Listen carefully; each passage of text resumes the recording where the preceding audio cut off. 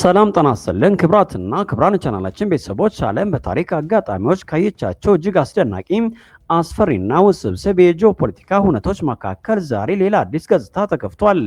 አሁን በእጃችን የደረሱን እጅግ ሚስጥራዊ የሆኑ የደህንነት መረጃዎችና የዲፕሎማሲ ውሳኔዎች በዋሽንግተን፣ ቦጎታ፣ አንካራና ቴል አቪቭ መካከል ያለውን የኃይል ሚዛን ሙሉ በሙሉ ቀይረውታል።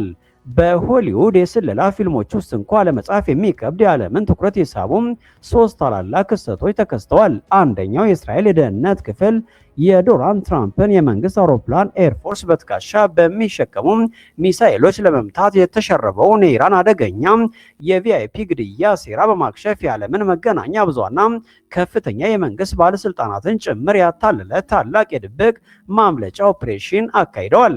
ሁለተኛው በትራምፕ ድጋፍ ስልጣን የያዙት አዲሱ የኮሎምቢያው ፕሬዝዳንት የእስራኤልን በጎላን ኮረብታዎች ላይ ያለውን ሉዓላዊነት እውቅና በመስጠት በላቲን አሜሪካ ታሪክ ታይቶ የማይታወቅ ፖለቲካ ተፈጥሯል።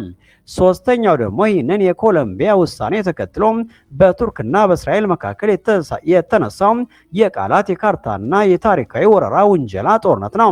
ይህንን እጅግ ረጅም ዝርዝርና መረጃ አዘል የሆነ ልዩ ሰበር ዜና እስከ መጨረሻው እንድትከታተሉ እንጋብዛለን። አብራችሁን ቆዩም። የመጀመሪያውና መላውን የደህንነት ዓለም ያነጋገረው አስደናቂ ዜናችን የሚጀምረው በዓለም አቀፍ ደረጃ ትልቅ መነጋገሪያን የፈጠረውን የኢራን የግድያ ሴራ በማክሸፍ ከተካሄደው ድብቅ ኦፕሬሽን ነው።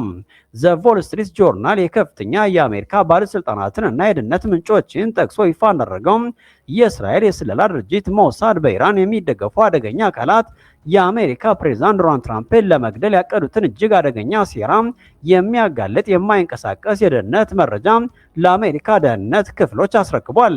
ሴራው በቀላሉ የሚታይ አልነበረም ብለዋል። የኢራን ወታደራዊ ተላላኪዎች ትራምፕን የሚሳፈሩትን የፕሬዝዳንቱን አውሮፕላንና አየር ኃይል እያለ በትከሻ በሚሸከሙ ዘመናዊ የጸረ አውሮፕላን ሚሳኤሎች የመምታትና አውሮፕላኑን የማጋየት እቅድ ነበራቸው ብለዋል። ይህ የደህንነት ስጋት ከተረጋገጠ በኋላ የአሜሪካ ሚስጥራዊ ጥበቃ ክፍል ከዚህ ቀደም ተደርጎ የማይታወቅ ታላቅ የማታለል ኦፕሬሽን በዓለም አቀፍ ጋዜጠኞችና ካሜራዎች ፊት ፈጸመ። ኦፕሬሽኑ የተካሄደው በከፍተኛ ጥንቃቄ ነበር ብለዋል። እንደ መረጃዎችም የዓለም መገናኛ ብዙሃንና ጋዜጠኞች እየተከታተሉ ባለበት ወቅት ቀደም ሲል እንደ ኤርፎርስ የሚያገለግለው ታዋቂው ትልቅ አውሮፕላን በኤርፖርቱ ማረፊያ ላይ ዝግጁ ሆኖ እንዲቆም ተደረገ። ፕሬዝዳንቱ ወደዚህ አውሮፕላን የሚሳፈሩ አስመስለው በካሜራዎች ፊት አሳይተዋል። ነገር ግን ከካሜራዎች እይታ ውጭ በሆነ ቦታ በድብቅ የማምለጥ ዘዴ ተተገበረ። ዶናልድ ትራምፕ በሚስጥር ወደ ኤርፖርት የምግብ ማጓጓዣ መኪና ውስጥ እንዲገቡ ከተደረገ በኋላ በጨለማ ማንም ሳይታዘባቸው ኤርፖርቱን አቋርተው በሩቅ ቦታ ወደ ቆመችው ትንሽ መኪና C-32 አውሮፕላን ተወሰዱ። ይህ ኦፕሬሽን እጅግ ሚስጥራዊ ከመሆኑ የተነሳ እንደ አሜሪካ የውጭ ጉዳይ ሚኒስትር ማርክ ሩቢዮ ያሉ ከፍተኛ የመንግስት ባለስልጣናትና አብረዋቸው የነበሩ ጋዜጠኞች ትራምፕ አብረዋቸው በዋናው አውሮፕላን ውስጥ እንዳሉ በማሰብ የመጀመሪያውን አውሮፕላን ተሳፍረው በረሩ። ዋናው አውሮፕላን ጋዜጠኞችን ጭኖ ሲበር፣ ትራምፕ ግን በሌላ ወታደራዊ አውሮፕላን በሚስጥር ወደ እንግሊዝ የጦር ሰፈር በመብረር ከዚያ ወደ ዋሽንግተን በሰላም ተመልሰዋል። ይህ አጋጣሚ የእስራኤልና የአሜሪካን የስለላ ጥምረት ምን ያክል የጠበቀ እንደሆነና የትራምፕ ሕይወት በስንት ሰከንዶች ልዩነት እንደተረፈ ማሳያ ሆኗል።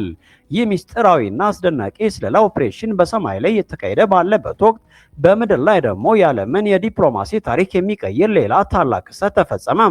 በቅርቡ በቦጎታ ቃለ መሃላ ፈጽመው ስልጣን የያዙት ወግ አጥባቂው አዲሱ የኮሎምቢያ ፕሬዝዳንት አቤላርዶ በትራምፕ የምርጫ ቅስቀሳዎች ሙሉ ድጋፍ የሰጣቸውና የአሜሪካና የኮሎምቢያ ዜግነት ያላቸው መሪያቸው የዓለምን ዲፕሎማቶች ያስደነገጠ ውሳኔ አስተላለፉ። ኮሎምቢያ እስራኤል በጎላን ኮረብታዎች ላይ ያላትን ሉዓላዊነት በይፋ እውቅና መስጠቷን አስታወቀች። ይህ ውሳኔ ለምን ዓለምን አነጋገረም? እስራኤል እንደ አውሮፓውያን አቆጣጠር በ1967 በስድስቱ ቀን ጦርነት ከሶሪያ የተቆጣጠረችውና በ1981 ጠቅልላ የራሷ ማድረጓን ያወጀችውን የጎላን ኮረብታዎች ከአሜሪካ በመቀጠል በሉዓላዊነት ደረጃ እውቅና የሰጠች ሁለተኛው ሀገር ኮሎምቢያ ሆናለች። የመጀመሪያው ሀገር አሜሪካ ስትሆን ይህንንም ያደረገችው ዶናልድ ትራምፕ በነበሩበት የመጀመሪያው የፕሬዝዳንትነት ዘመናቸው ነበር። አዲሱ የኮሎምቢያው ፕሬዝዳንት አቤላርዶ ይህንን እርምጃ የወሰኑት ስልጣን በያዙ ጥቂት ሰዓታቱ ሲሆን ይህም ከትራምፕ ጋር ያላቸውን ጥብቅ ግንኙነትና የውጭ ፖሊሲ አቅጣጫ የሚያሳይ ነው። ነገር ግን ይህ ውሳኔ የተባበሩት መንግስታት ድርጅት የጎላን ኮረብታዎችን እንደ የተያዘ የሶሪያ ግዛት አድርጎ ከሚያስቀምጠውና እንደ አውሮፓውያን አቆጣጠር ከ1974 የተኩስ ማቆም ስምምነት ከሚደግፈው የቆየም ዓለም አቀፍ ሕግ ጋር የሚጋጭ በመሆኑ በመካከለኛው ምስራቅና በደቡብ አሜሪካ መካከል አዲስ የፖለቲካ ውጥረት ፈጥሯል። የኮሎምቢያን ድንገተኛ ውሳኔ ተከትሎ ከቱርክ በኩል የተሰጠው ምላሽ እጅግ ፈጣንና ቁጣ ያዘለና የበረታ ነበር። የቱርክ የውጭ ጉዳይ ሚኒስተር በወጣው ይፋዊ መግለጫ የኮሎምቢያን አዲስ መንግስት እርምጃ አጥብቆ ያወገዘ ሲሆን ውሳኔው የእስራኤልን ህገወጥነት ወረራ ህጋዊ ለማድረግ የተደረገ ባዶ ጥረትና የዓለም አቀፍ ሕግን በከባድ የጣሰ ነው ብለውታል።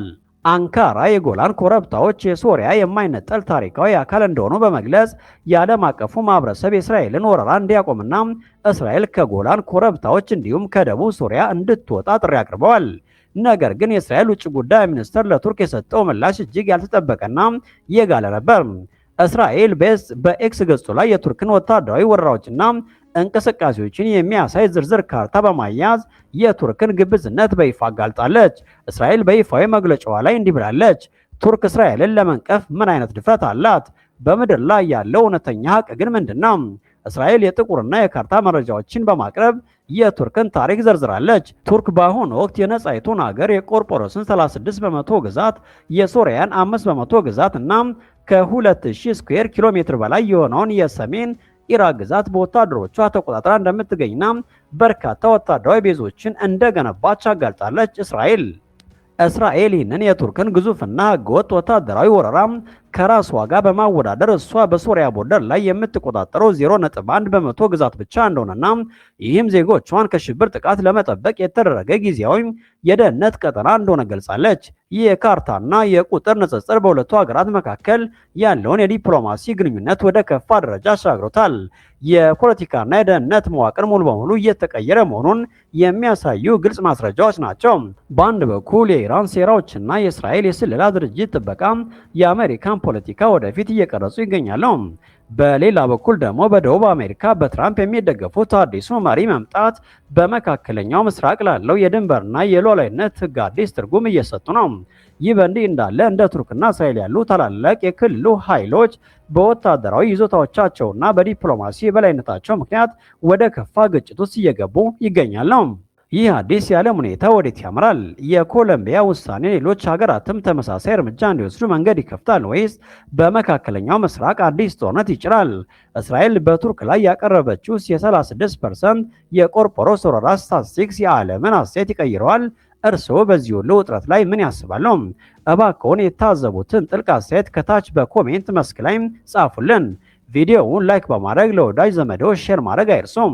እንዲሁም በየዕለቱ የሚወጡ አዳዲስ ዝርዝርና ያልተሰሙ ሰበር ዜናዎችን በፍጥነት ለማግኘት ቻናላችንን ሰብስክራይብ በማድረግ የደወል ምልክቷን ይጫኑ። ስለተከታተሉን ከልብ እናመሰግናለን። በሚቀጥለው ልዩ መረጃ እስከምንገናኝ ሰላም ሆኖ ሰናይ ጊዜም